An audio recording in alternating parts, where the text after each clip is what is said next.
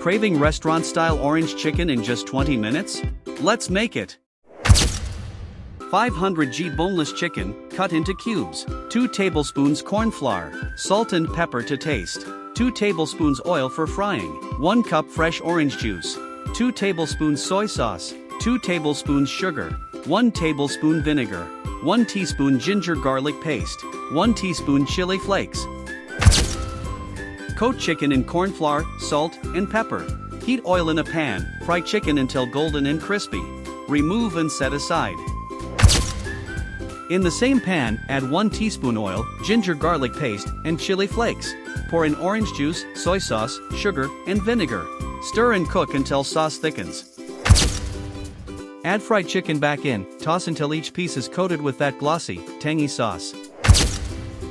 Serve hot over steamed rice or noodles, and enjoy your sweet, tangy, and crispy orange chicken.